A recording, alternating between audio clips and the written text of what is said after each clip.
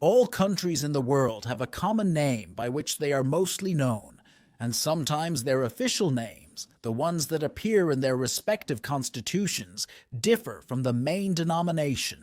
And although the vast majority of these official names are repetitive under the denominations of Republic or Kingdom of, some of them present peculiarities that have a sometimes unexpected background. Are you interested in knowing 5 of these curious cases?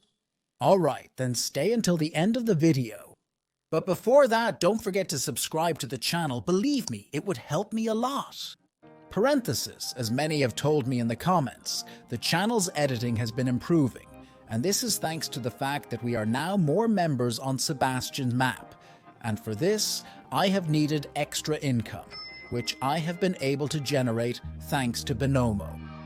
To use this innovative app, you only need a computer or mobile and internet access. I'll explain how it works.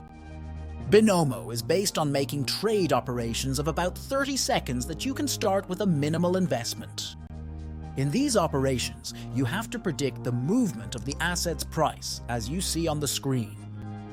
Here, we have the tools with which we manipulate our investments and the indicators of the trends that can serve us as a guide. If you think the asset is going up, click upwards, and vice versa if you think it's going down. If you access the link that I will put in the description, you will have access to a demo account with $1,000 so you can carry out test operations and thus improve your predictions. Excellent! As you can see, my prediction was correct and my earnings have increased. I also invite you to visit the Binomo website, where you will find lessons to improve our investments, tournaments to practice, and 24-hour technical support. What are you waiting for? Start earning income with Binomo.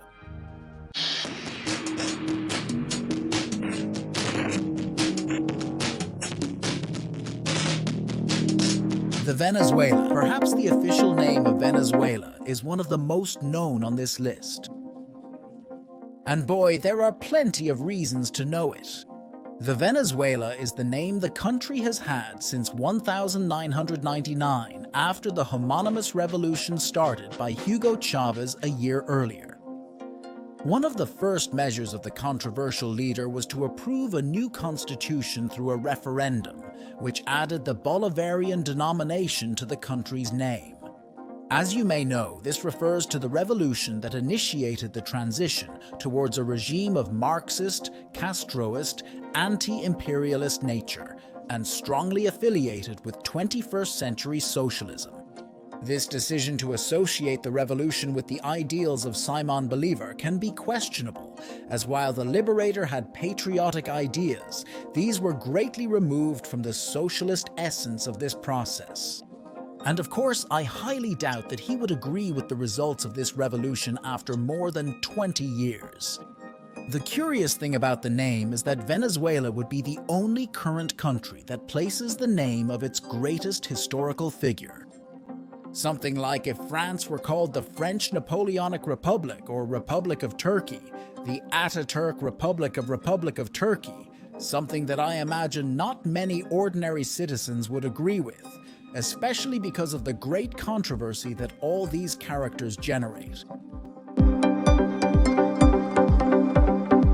Denying Nation of Brunei, the Abode of Peace. Brunei Darussalam, the official name of Nation of Brunei, the Abode of Peace, is known for being a small country on the island of Borneo, governed by an extravagant leader in the context of one of the last absolute monarchies in the world.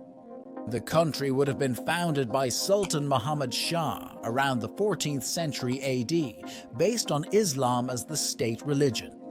However, it is estimated that before the introduction of this faith, Buddhism was the majority religion, and that the territory was called Varunai, derived from the Sanskrit Varun, which means sailors. Indonesia, the first word of the official name, comes from Malay, the official language of the country today, and means state. Finally, Brunei Darussalam comes from Arabic, the language spoken by those traders who introduced Islam to the region, and means House of Peace, so its official name, the only one in 3 different languages, would mean State of the Sailors, the House of Peace. Although, of course, it's hard to live in peace in a country ruled by a sultan with 367 Ferraris and with serious freedom of speech issues. In my opinion, the name of the United States of America is the most curious on this list for a simple reason. The great superpower of our days does not have a name. As you may know, the country was the first to gain its independence based on the old 13 English colonies in 1776. The following year, the Second Continental Congress approves the country's name, which actually alludes to an entire continent, which, as you may know, has been named after the 16th century Florentine cartographer and explorer Amerigo Vespucci. It's as if People's Republic of China were called the United Provinces of Asia, or if France were named the United Regions of Europe. Although at the time of independence there was no other sovereign country or continent, they've had plenty of time to come up with a more original name, haven't they? This creates ambiguities to this day, even when naming the demonym of the inhabitants of the United States. The RA advises against calling them Americans, as this term would encompass all the inhabitants of the American continent, that is, the citizens of 35 sovereign nations and 25 dependencies. The most appropriate term would then be United States citizen. But let's remember that Mexico's official name is Mexico, a name that other countries like Colombia, Venezuela, or Belgium also had in the past, so it's also ambiguous. In conclusion, the name of the first superpower is anything but original.